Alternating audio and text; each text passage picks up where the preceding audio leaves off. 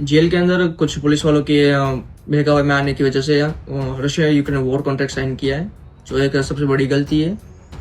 इस वजह से यहाँ पर फिलहाल मैं यूक्रेन में फंसा हुआ हूँ। पता नहीं अब आगे क्या होने वाला है। नमस्कार, आप नवभारत टाइम्स देख रहे हैं। आपके साथ मैं हूं विनीत त्रिपाठी। रूस और यूक्रेन का युद्ध बीते 3 सालों से जारी है। दोनों के बीच शांति की कोई उम्मीद भी अब नहीं दिख रही। इसी बीच एक हिंदुस्तानी युवक का वीडियो तेजी से वायरल हुआ है। ये युवक यूक्रेनी सेना के कब्जे में है।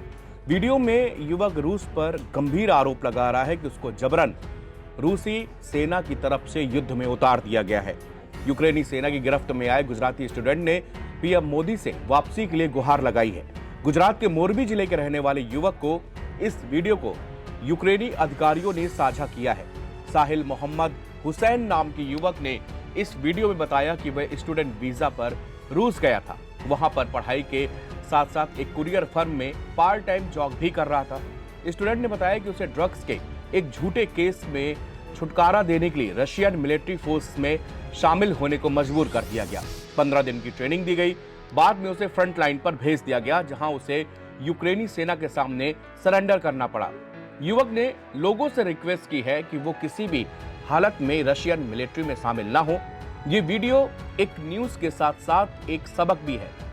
भारत से बड़ी संख्या में स्टूडेंट विदेश हायर स्टडीज के लिए जाते हैं। कुछ तो वैलिड तरीके से जाते हैं, मगर कुछ स्टूडेंट ट्रैवल एजेंटों के चक्कर में भी फंसते हैं। वो एजेंट उन बच्चों से मोटी रकम वसूलते हैं और फिर आपको गैर कानूनी तरीके से बॉर्डर पार कराया जाता है। कई लोगों को डंकी रूट्स के जरिए विदेश भेजा जाता है। ये लोग दूसरे देश पे जाकर बुरी तरह फंसते हैं। आइए सुनते हैं इस गुजरात में रहने वाले इस युवक का क्या कहना है। नमस्कार, मेरा नाम माजदी साहिल मोहम्मद हुसैन है। मैं गुजरात राज्य से हूँ, मोरबी सिटी से। 2024 में मैं रशिया में अपनी स्टडीज के लिए आया था, लेकिन अपने कुछ फाइनेंशियल प्रॉब्लम्स और वीजा प्रॉब्लम्स की वजह से कुछ प्रॉब्लम में फंस गया था। तो इसलिए रशिया में कुछ लोगों के कॉन्टेक्ट में आने की वजह से ड्रग केस में फंस गया हूँ। और मुझे यहाँ पर पुलिस, वेस्टर्न गवर्नमेंट और पुलिस की वजह से 7 सालों की जेल हुई थी as a narcotic criminal case में। हालांकि मैंने इस मामले में कुछ किया नहीं है, लेकिन फिर भी 7 सालों की जेल हुई है। और जेल के अंदर कुछ पुलिस वालों के बहकावे में आने की वजह से Russia Ukraine war contract sign किया है, जो एक सबसे बड़ी गलती है। इस वजह से यहाँ पर फिलहाल मैं यूक्रेन में फंसा हुआ हूँ as like a war criminal. So now I don't like, फिलहाल तो अभी होपलेस हूँ। पता नहीं अब आगे क्या होने वाला है। लेकिन एक मैसेज है जो अपने भारतीय नागरिकों को देना चाहता हूँ। जो कोई स्टूडेंट रशिया में आ रहा है अपनी हाई स्टडीज के लिए या फिर वर्क के लिए, बी केयरफुल, बिकॉज यहाँ पर बहुत सारे स्कैमर्स है, बहुत सारे like criminal cases, like narcotic cases and another illegal cases बहुत सारे हैं। तो अपना ध्यान रखें और जितना हो सके इस एसओ से दूर रहे। और ऑल्सो लाइक अपील करना चाहता हूँ अपने गवर्नमेंट से, इंडियन गवर्नमेंट, अपने प्राइम मिनिस्टर मोदी साहब से और अपने एस जयशंकर साहब से, हो सके तो मदद करी जाए। वीडियो में आपने सुना युवक बता रहा है कि वो गुजरात के मोरबी का रहने वाला है। 2024 में वो भारत से रूस स्टडीज के लिए आया था, मगर कुछ फाइनेंशियल और वीजा की वजह से कुछ प्रॉब्लम में फंस गया। इसके बाद रसिया में कुछ लोगों के कांटेक्ट में आया और बाद में वो ड्रग्स के एक केस में फंस गया। पुलिस और रूसी सेना ने नार्कोटिक्स के तहत युवक को 7 साल की सजा सुनाई। हालांकि उसने बोला कि मैंने कुछ भी नहीं किया, मेरा कोई भी गुनाह नहीं था। रूस में पुलिस ने उसे ड्रग्स के झूठे केस में फंसाया और वादा किया कि अगर वो रूसी सेना के लिए काम करेगा तो उसके केस वापस ले लिए जाएंगे। युवक ने कहा कि राष्ट्रपति व्लादिमीर पुतिन हाल ही में भारत आए थे। मैं सरकार से रिक्वेस्ट करना चाहूंगा कि वो पुतिन से मेरी सुरक्षित घर वापसी के लिए बात करें। यूक्रेनी सेना ने गुजरात में उसकी मां को वीडियो भेजे थे। उन्होंने कहा था कि वह रूसी सेना में सेवा करने के लिए भारतीयों को धोखा दिए जाने के बारे में जागरूकता फैलाए। साहिल मोहम्मद हुसैन के परिवार की स्थिति बहुत अच्छी नहीं है। वो एक बेहद सामान्य परिवार से आता है। गुजरात के मोरबी में रहने वाले परिवार ने बेटे की सुरक्षित वापसी के लिए दिल्ली की एक अदालत में याचिका भी दायर की है। याचिका पर अगली सुनवाई फरवरी में होगी। युवक 2024 में पढ़ाई के लिए रूस गया था।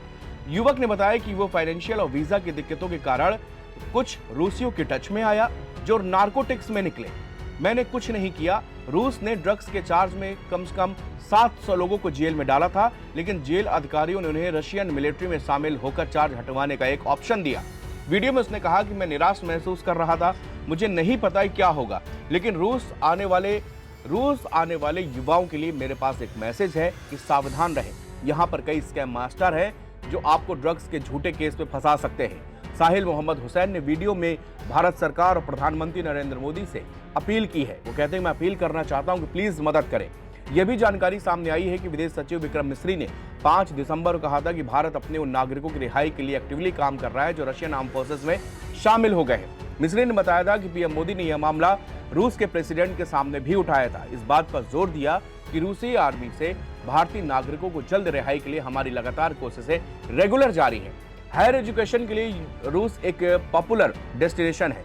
रूस की पहचान भारत के दोस्त के तौर पर भी होती है। दोनों के संबंध 7 दशक से ज्यादा पुराने हैं।